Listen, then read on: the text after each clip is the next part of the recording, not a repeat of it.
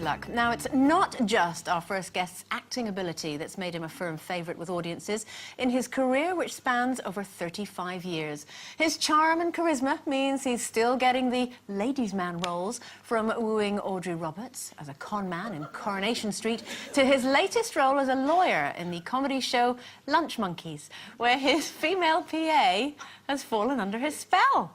Please welcome Nigel Havers!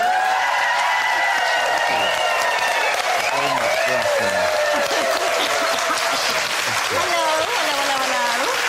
Now, I have to ask you, I thought you were talking about us, a bunch of lunch monkeys. What does that mean? I don't know what it means. I think it means people who skive off at lunchtime, in working in offices and stuff. Oh, so it is us. But the show is really fun to do, and I have a lot of...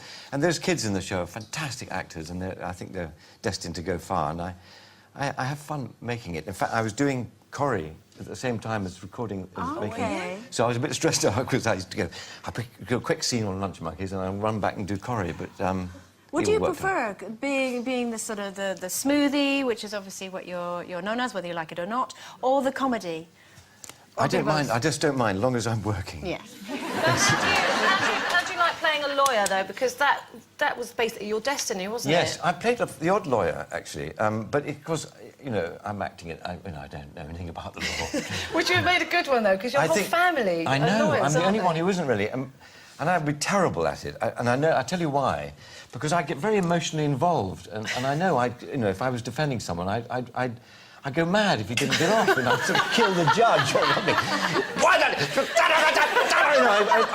You know, you've got to be very calm. And my brother, who's a fantastic lawyer, on the one hand, he says, and on the other, he's incredibly cool and calm.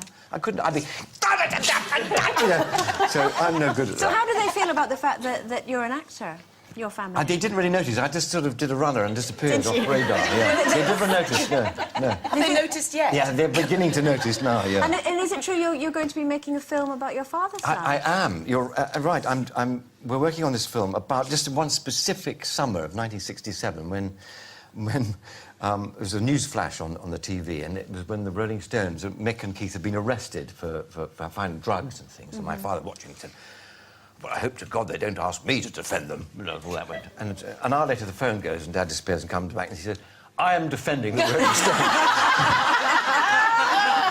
It's exactly what happened. And that year, now we were sworn, my brother and I were sworn to secrecy. We couldn't tell anyone that he was doing this, so... And they were the most famous guys in the world. I mean, if you think someone's famous now, those guys were amazingly famous. And we couldn't tell our mates or anything. I was bursting to tell all my friends. But I got to know them, meet them, and they came and had dinner, and they became part of our family that summer. So the film is about that little period. And did working with them change your dad at all? Because he was a bit of a stuffed shirt before then, wasn't he? Totally changed. You see, he met them and he fell in love with them, thought they were such smart guys, and he never wore a stiff collar again, he never wore a bowler hat, he changed him completely. He became hi, boys, he became all cool. It's a bit disconcerting, really.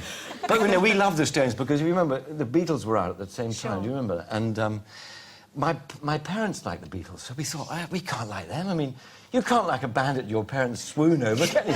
So we chose the Stones. They didn't like the Stones at all, because they were a bit rough around the edges. That's not the only famous case, though, is it, that your family have been involved in? No, Dad did the Yorkshire Ripper. Did he? Yeah.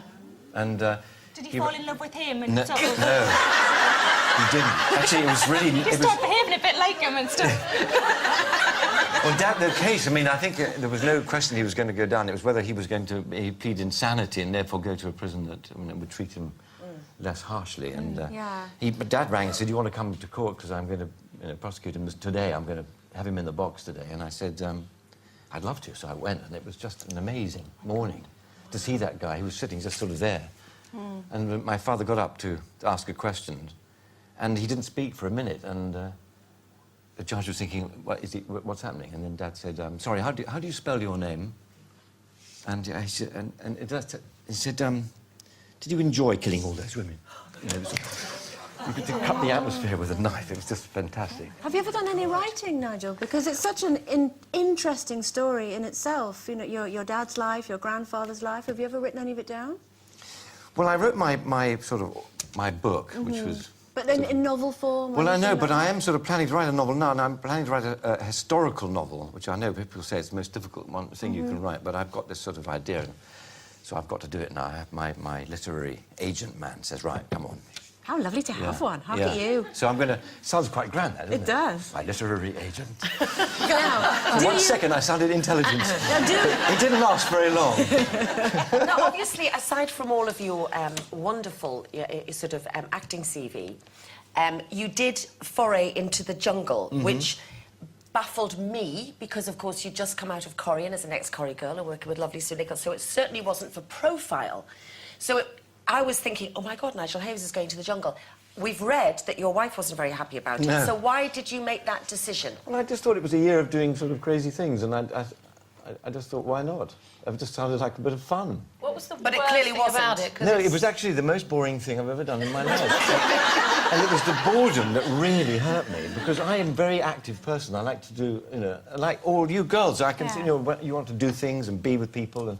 Because we just see the little bits. You If just you're see- doing, if you're doing You just see the little... challenges and things, and they all the can big- cut it any way they want to. You've It got can those make you big nice or periods nasty. of just sitting. And I just got so bored. And it's a very small area where you have to live. And I got... And I was going to kill Lembic Opie. Had I not got out of there. So I didn't want to go to prison, really, for that. Because I was going to kill him. And I couldn't work out how he could have been a member of Parliament had to for defend 12 years. you against How could he be a member of Parliament for 12? He has no brain. Anyway, that's another story. Last night, I was having dinner with my wife in a restaurant in London, and a man came up to me, quite sort of shut. I thought, my God, that's Lembic Opie. But it was Brian Paddock, Brian Paddock? Yes, who looks Police quite guy. like him. Yes. And said, I was in the... Well done in the jungle. I was like, oh, that's Lembic. He's going to hit me. And so, anyway... So next time your wife says not to do anything, you listen to her, I'm going Nigel to. Havers. She very, very nearly sort of said, right, I'm off. Quite a test, really. Are you going to go into Corrie again, do you think? I hope so. Did you love it? We're talking... I absolutely great? adore it. And I've got to go and say sorry to Sue, to Audrey, you know. I was in Manchester yesterday talking about it, so watch this space. Okay. Yeah. Oh, Yeah. Nigel, it's lovely to have you on the it's show very, again. very Nigel kind of you Havers, to ask everyone. me. Thank you very much.